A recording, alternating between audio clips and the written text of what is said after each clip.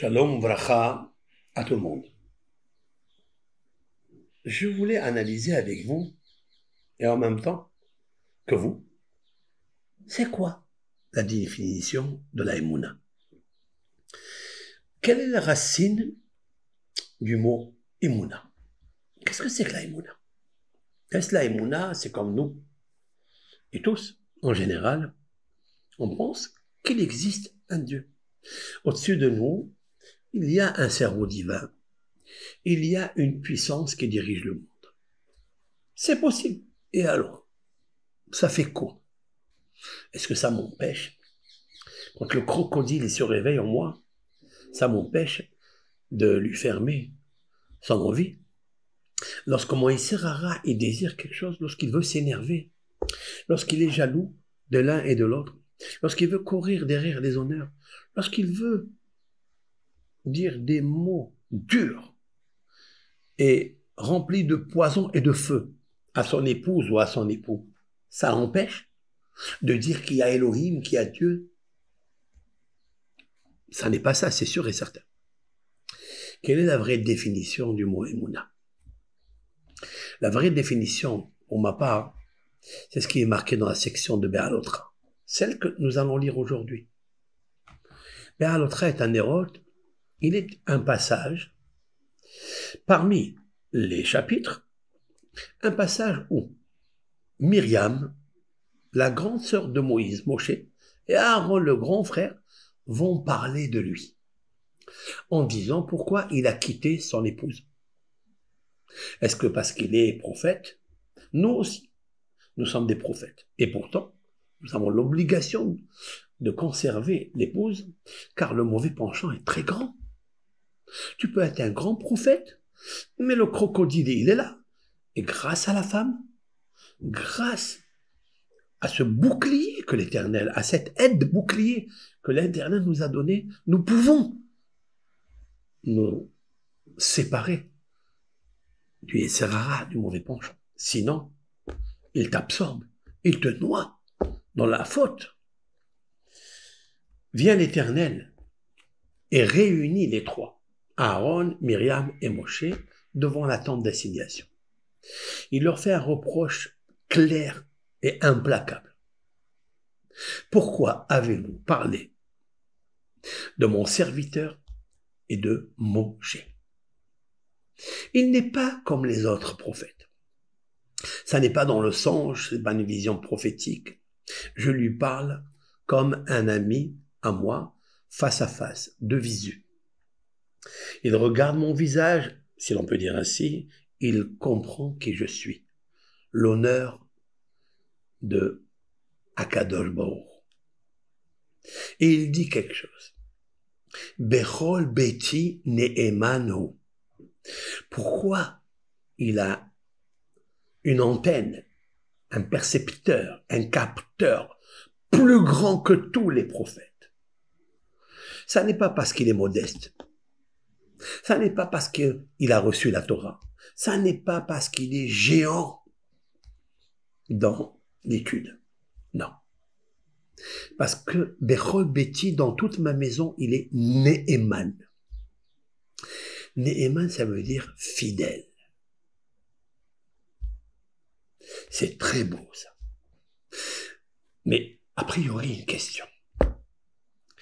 Qu'est-ce que ça a à voir, la fidélité, la Ne'emanout, avec la réception, en grande partie, et en général, de la prophétie? Qu'est-ce que ça a à voir avec la foi? La réponse est, c'est la foi. Le mot Emouna, cela veut dire de confiance.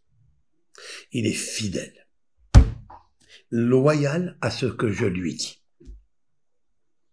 Bechol Betine Emanu, il n'a pas changé d'un iota ce que je lui transmets.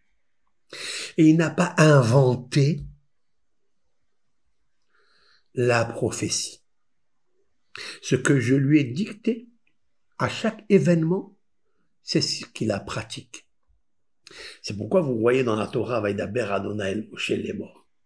Et l'Éternel a approché, Et les bénis Israël ont fait ce que Moshe a dit au nom de Dieu. Ce que Moshe a dit au nom de Dieu. Les bénis Israël ne sont pas dupes. Ils vont remarquer s'il y a une fidélité du texte. Est-ce que l'ordonnance, elle vient véritablement du bon Dieu que Moshe connaissait, qui lui a révélé des choses que un être humain dans sa conscience, dans la normalité du cerveau froid, même logique, il peut faire ou il ne peut pas faire. Mais là, toute la clairvoyance qu'il avait, c'est parce qu'il est Néhéman. Autrement dit que le mot Emouna, c'est confiance. Ça veut dire fidélité et confiance. Quand vous avez quelque chose avec un ami, un pacte, vous avez une alliance, vous êtes ensemble, il vous a dit un secret. Regardez dans les proverbes du roi Salomon, vous trouverez que le roi Salomon, il parle de la moralité et de l'éthique, et il emploie toujours la fidélité et la confiance. La confiance de la fidélité. La Néhémanout. Ça, c'est la vraie Emouna. J'ai Emouna en toi. Qu'est-ce que ça veut dire? J'ai confiance en toi. Pour moi, tu gardes, tu conserves la fidélité. Ça, c'est la Emouna. Alors, tout change. Lorsque j'ai la Emouna, c'est-à-dire la Emouna vulgaire, que tout le monde connaît, qu'il existe un Dieu, qu'il existe une puissance, qu'il existe mesure pour mesure, mais des fois on l'oublie.